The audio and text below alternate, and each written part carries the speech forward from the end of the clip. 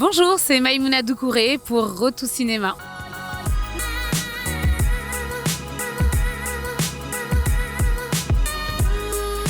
Maïmouna Doucouré, bonjour. En 2021, tu réalises ton premier long métrage, Mignonne. C'était il n'y a pas si longtemps et pourtant j'ai l'impression qu'il est déjà iconique, incontournable. Comment t'expliques l'engouement qu'il y a eu autour de ce film et surtout quelle histoire ça raconte? Je pense que c'est parce que c'est le sujet du film déjà, qui est un sujet de société assez urgent. Enfin, c'est la raison pour laquelle j'ai fait ce film. C'est une enquête qui a duré 1 an et demi, 150 préadolescentes que j'ai rencontrées. Je pense que c'est aussi les actrices qui ont vraiment endossé leur personnage de façon viscérale, avec cœur. Et en tout cas, des retours que j'entends du film, c'est souvent ce qui marque les gens. Ce sont les acteurs. D'ailleurs, Fatia Youssouf, qui est ton actrice principale, et c'est pour ça que je disais 2021 tout à l'heure, parce que c'est l'année de son César. Exactement, le César, le meilleur espoir féminin.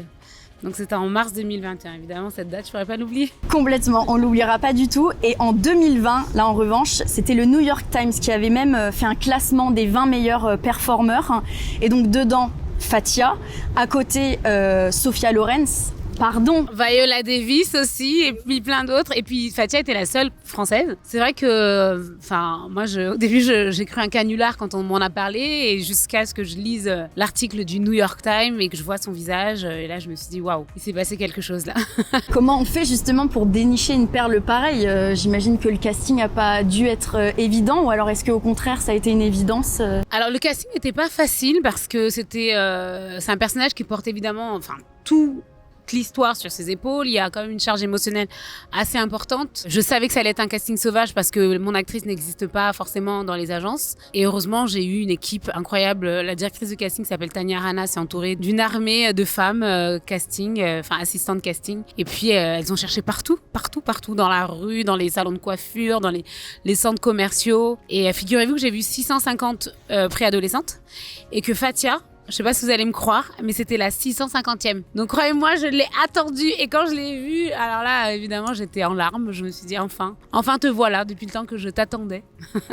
Donc pour écrire ce film, tu l'as dit, t'as enquêté pendant près d'1 an et demi, rencontré une 50aine de jeunes filles. Qu'est-ce qui t'a le plus marqué dans ces récits, ou qu'est-ce qui t'a marqué le plus dans ce que t'as observé? Est-ce que tu crois au fait que le cinéma éveille les consciences, ou elle peut être même donneur d'alerte? Bon, moi, c'est la raison pour laquelle je fais ce métier, c'est parce que je pense qu'on a besoin d'avoir cette naïveté que je trouve précieuse. Se dire que avec le cinéma, on peut changer le monde. J'ai entendu des choses qui m'ont révoltée parmi ces récits de préadolescentes. J'ai vu des choses, parfois j'en tremblais, parfois j'en pleurais, j'étais pas bien. Il y a plusieurs fois où j'étais mal de découvrir ce qu'étaient capables de faire ces petites filles pour être aimées finalement, pour exister, pour trouver une place dans la société qu'on leur offre, parce que ce sont nos outils, ce sont les outils qu'on donne à ces enfants pour se construire. Je pense que ce qui m'a le plus choquée, je n'ai pas osé en parler dans le film, parce que pour moi, j'ai pas eu le courage artistique, parce que c'est pas que j'aurais aimé pas savoir, mais je ne comprends pas comment ça peut être possible aujourd'hui avec tous les outils qu'on peut avoir, nous adultes, pour protéger nos enfants. Je parle de, par exemple, l'escorting. J'ai découvert que c'était une grande mode, malheureusement, et que ça commence très très très très tôt, à la préadolescence, à l'adolescence, où des petites filles, clairement, malheureusement, se prostituent, Aujourd'hui, elles ne voient pas ça comme ça, mais ça existe bel et bien, malheureusement. Donc tu viens de terminer le tournage et le montage de ton nouveau film. Est-ce qu'on peut en savoir plus ou pas? Oh là là, qu'est-ce que je peux vous dire sans tout vous dire?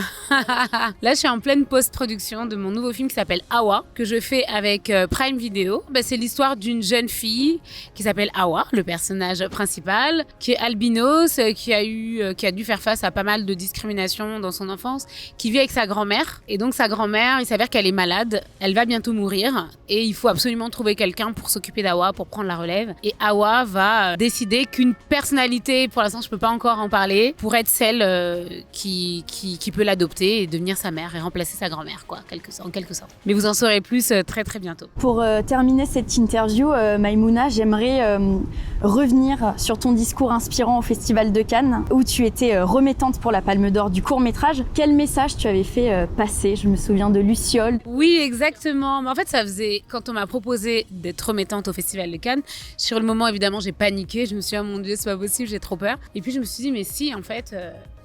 Enfin, ça avait du sens, quoi, parce que on m'avait invité à remettre la Palme d'Or du court-métrage. Et c'est vrai que moi, j'ai commencé avec le court-métrage. Le court-métrage m'a ouvert les portes du cinéma. Donc, ça faisait sens. Et je me suis dit, je vais le faire. Je vais le faire avec le sourire. Je vais respirer. Je vais essayer de pas tomber. Je vais essayer de pas bafouiller, etc. Voir le sourire d'une personne recevoir la Palme d'Or, enfin, c'est quand même un prix... l'un des prix les plus prestigieux en court-métrage. Enfin, c'est un bonheur fou, quoi, parce qu'on imagine tout de suite tout ce qu'il y a derrière pour cette personne, quoi, qui va continuer à faire des films, passer au long-métrage, etc. Toi, t'avais ressenti quoi en 2017 quand tu avais reçu le César du meilleur court-métrage? Waouh, alors ce moment, je crois qu'il est gravé, mais j'ai l'impression d'avoir vécu hier, c'est ça qui est dingue. Ce que j'ai ressenti, c'est fou parce que j'avais l'impression de flotter, mais vraiment, c'est très très étrange comme sensation. Je pensais à mon équipe, à toutes les personnes qui m'ont accompagnée, parce que évidemment, quand on fait un film, on le fait pas seul, on est entouré, et j'ai eu la chance d'être extrêmement bien entourée. Et d'ailleurs, c'est ce que j'essaye de faire toujours quand je travaille là, que ce soit sur Mignonne, maintenant pour Awa, c'est de prendre le temps de faire des castings de comédiens, mais pas que. Je fais des castings, moi, de chef-op, je fais des castings de chef déco, chef costume, enfin de tous les postes. Je rencontre des gens et pour moi, faire des films, c'est d'abord des rencontres, en fait. Donc des rencontres, je pense qu'il y en aura plein cette semaine. Est-ce que tu as le sentiment que tu es quand même chargé d'une mission et que peut-être aussi, à l'issue de cette semaine, va y avoir une récompense qui sera mise avec ton jury? Comment tu penses que tu vas faire ton choix? Vraiment sur des choix vraiment techniques, ou est-ce que tu vas plutôt mettre en avant l'humain? Est-ce que tu as des critères prédéfinis? Moi, j'avoue que je réfléchis pas trop. Je me dis, je vais me laisser porter. Je connais les titres des films. Je ne sais rien de plus. Je viens, j'attends que les lumières s'éteignent et je découvre l'œuvre. Je parlerai plus d'émotion, moi, plutôt que de technique. Si la technique accompagne l'émotion, ça marche. Si c'est de la technique pure pour nous en mettre plein la vue et nous dire qu'on sait faire des cadres, moi, au contraire, ça me sort du film. Les acteurs, le jeu des acteurs, la façon dont ils vont nous embarquer dans une histoire et qu'on oublie, en fait, qu'on est en train de regarder un film, mais qu'on rentre vraiment dans l'histoire. Merci beaucoup. Très bonne semaine. Et puis, on se revoit très vite pour discuter des films, tout ça. À très bientôt. Merci à vous.